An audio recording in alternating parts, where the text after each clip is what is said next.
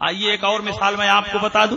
امام اعظم ابو حنیفہ کی خدمت میں ایک شخص حاضر ہوا اور اس نے کہا حضور میں نے کہیں خزانہ دفن کیا تھا لیکن دفن کرنے کے بعد بھول گیا ہوں کہ کہاں خزانہ دفن کیا تھا. اب آپ بتا دیجئے کہ خزانہ کہاں دفن کیا تھا. امام اعظم فرماتے ہیں کہ لوگ مجھ کو فقیہ اور مجتہد سمجھتے ہیں، اگر شریعت کا مسئلہ پوچھتے تو میں بتا بھی دیتا. اب تم نے خزانہ کہاں دفن کیا ہے یہ کیسے میں بتا سکتا؟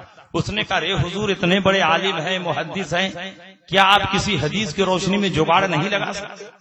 کوئی جگاڑ لگا دیجئے کہ میرا خزانہ مل جائے. اگر آج کا کوئی جھرپکوا ہوتا تو کہتا 1100 جمع کرو کل خزانہ مل جائے. اب وہ 1100 تو چلا ہی جائے گا، خزانہ نہیں ملے گا. امام اعظم نے کہا مسئلہ پوچھو بتا دوں. کہا حضور اتنے بڑے عالم ہیں، شریعت کی اتنی جانکاری ہے، کیا کسی حدیث کی روشنی میں میرا مسئلہ نہیں حل کر سکتے؟ امام اعظم نے فرمایا، اور امام اعظم کی عادت تھی کہ کسی کے حسن ظن کو غلط اور باطل نہیں ہونے دیتے.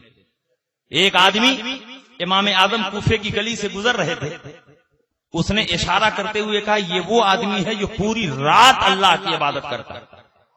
آپ نے سن لیا، دل نے ملامت کیا کہ یا اللہ میں تو پوری رات عبادت کرتا نہیں ہوں، میں رات کے کچھ حصے میں پڑھتا ہوں، پھر کچھ حصے میں آرام کرتا ہوں، اور پھر کچھ حصے میں عبادت کرتا ہوں، میرے کام تو بٹے ہوئے، لیکن اس بندے مومن نے میرے بارے میں یہ حسن خیال رکھا ہے، حسن ظن رکھا ہے کہ میں پوری رات اللہ کی عبادت کرتا ہوں. اب لازم ہے میرے اوپر کہ پوری زندگی رات بھر میں اللہ کی عبادت کرتا رہوں. اس کے بعد امام اعظم ابو حنیفہ نے پوری رات عبادت کرنا شروع کیا، یہاں تک کہ آپ اتنا لمبا قیام کرتے تھے کہ پڑوسی دیکھ کر یہ تصور کرتے تھے کہ امام اعظم کی چھت پر کوئی ستون ہے جو رات کو نظر آتا ہے اور دن میں غائب ہو جاتا ہے. جب امام اعظم کا وصال ہوا تو پڑوسی کے بیٹے نے اپنے باپ سے پوچھا یا ابتے این الطعامۃ التی کنت اراھا باللیل علی سقف ابی حنیفہ. ابا جان ابو حنیفہ کی چھت پر رات کو جو ستون نظر آتا تھا آج وہ ستون نظر نہیں آ رہا ہے. پڑوسی نے اپنے بیٹے کو جواب دیا بیٹے وہ ستون نہیں تھا، ابو حنیفہ تھے. اتنا لمبا قیام کرتے تھے کہ لوگ سمجھتے تھے چھت پر کوئی ستون کھڑا ہے جو رات کو نظر آتا ہے دن میں غائب ہو جاتا ہے. کل ہی ان کا انتقال ہو گیا اور کل ہی ان کی تجہیز و تکفیر ہو گئی، اسی لیے آج کی رات ابو حنیفہ اپنے چھت پر نظر نہیں آئی. یہ حسن ظن کا اعتقاد. امام اعظم ابو حنیفہ فرماتے ہیں جب اس نے حسن ظن رکھ لیا اب کوئی نہ کوئی حکمت بتانی پڑے گی. امام اعظم نے فرمایا ٹھیک ہے میں ایک طریقہ بتاتا ہوں اس پر عمل کرو انشاءاللہ تمہارا خزانہ مل جائے گا. اس نے کہا حضور بتائیے. کہا کہ جاؤ عشاء کی نماز پڑھنے کے بعد تازہ وضو بنانا اور تازہ وضو بنانے کے بعد مسجد کے کونے میں کھڑے ہو جانا اور اس بات کا پختہ ارادہ کرنا کہ آج 100 رکعت نفلی نماز پڑھنا ہی پڑھنا. 100 رکعت نفلی نماز پڑھنے کا پختہ ارادہ کرنا اور 2 رکعت کر کے پڑھنا. صلاۃ اللیل مثنا مثنا، رات کی نماز 2 رکعت کر کے پڑھی جاتی ہے یہی افضل، اور 4 رکعت کر کے پڑھا تو یہ بھی جائز ہے.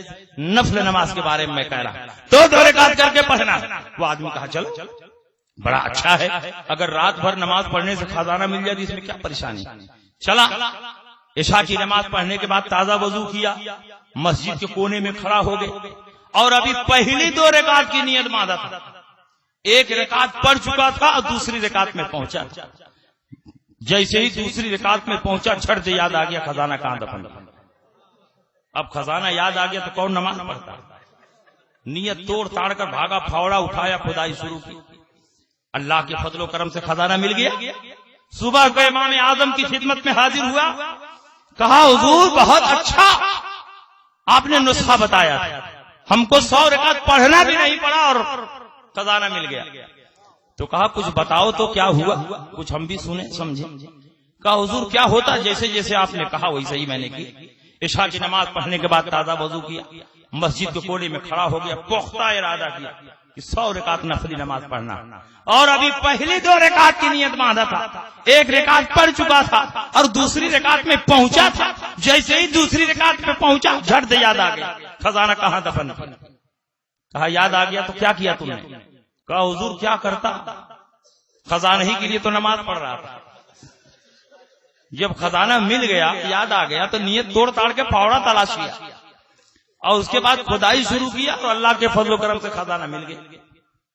امام اعظم فرماتے ہیں کہ مجھے معلوم تھا کہ شیطان تم کو پوری رات عبادت کرنے نہیں دے گا، کیونکہ صحیح حدیث میں نبی اکرم صلی اللہ علیہ وسلم نے ارشاد فرمایا ہے جب بندے مومن نفلی نماز پڑھنے کے ارادے سے پختہ ارادہ کر کے کھڑا ہوتا ہے تو شیطان اس کے دل میں طاری ہوتا ہے، یخطر ببالہ ویقول اذکر کذا اذکر کذا اذکر کذا، اس کے دل میں طاری ہو جاتا ہے اور ایک ایک بھولی ہوئی چیز کو یاد دلاتا ہے۔ اسی سے میں نے سمجھ لیا تھا کہ جب وہ بھولی ہوئی چیزوں کو یاد دلائے گا تو تمہارا خزانہ بھی یاد دلا دے گا، لیکن یہ نہیں معلوم تھا کہ پہلے ہی 2 رکعت میں آ جائے گا۔ اگر آ بھی گیا تھا تو کم وقت کم سے کم اس 2 رکعت کو تو کمپلیٹ کر لیا ہوتا۔ اللہ